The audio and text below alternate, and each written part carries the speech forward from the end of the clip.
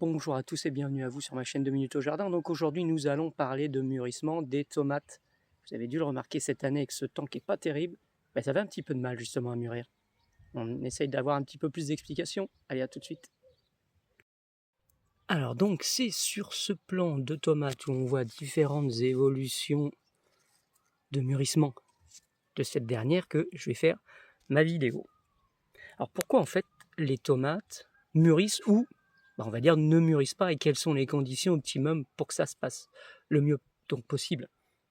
Alors il faut savoir déjà que toutes les variétés ne mûrissent pas à la même vitesse. Les tomates cerises vont aller plus vite. Voilà. Parce que c'est une question en fait de taille de la tomate. Et avant de passer au mûrissement, j'aimerais déjà aussi parler de croissance de la tomate. Parce qu'en fait, ça va être la même chose qui va permettre à la tomate de grossir que de mûrir. Alors pour les aider à grossir, les tomates ont besoin de deux substances, le lycopène et le carotène. C'est ce fameux colorant alimentaire et qui a un pouvoir protecteur des cellules. Il est antioxydant, ce carotène. Alors donc c'est la température dans les deux cas, aussi bien en grossissement qu'au mûrissement. C'est donc cette température qui est importante pour que ces deux substances, le lycopène et le carotène, permettent à la tomate de grossir et donc d'arriver au stade adulte avant de se mettre à rougir ou jaunir en fonction de la variété bien entendu. Et puis cet été, donc comme pour beaucoup de régions, nous avons eu des températures très basses en juillet et en août. Et il faut savoir que le développement des tomates se fait entre 10 et 25 degrés.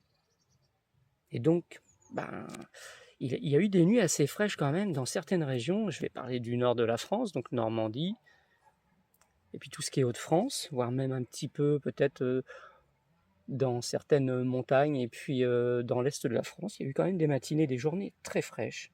Et donc les tomates ont eu énormément de mal à se développer. Et puis comme en plus, il faut encore plus de chaleur pour qu'elles se mettent à mûrir, donc je ne vous explique pas. C'est la chaleur ensuite, elle va passer encore un stade, et une fois que la tomate sait qu'elle a atteint sa taille au niveau grossissement, et elle va se mettre à produire ce qu'on appelle de l'éthylène. Et en fait, c'est l'éthylène qui va faire mûrir la tomate.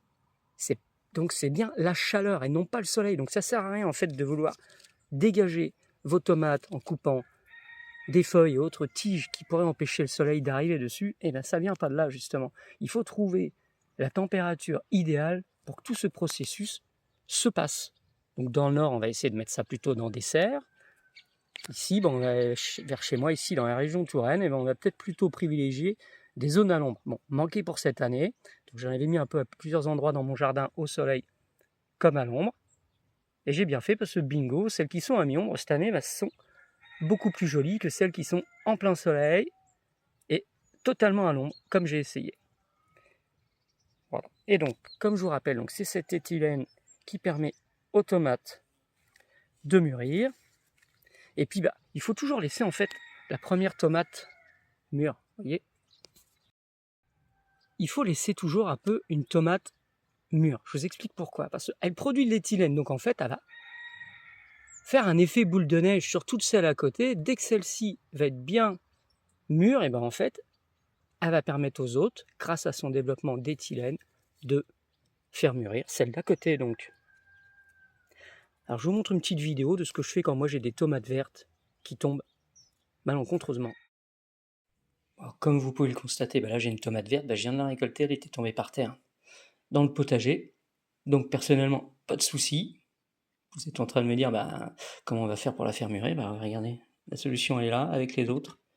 Il faut savoir que celles qui sont mûres dégagent de l'éthylène. C'est ça en fait qui fait mûrir, je vous l'ai déjà dit, qui fait mûrir les tomates. Donc en compagnie de toutes ces cousines, donc elle va se mettre à mûrir.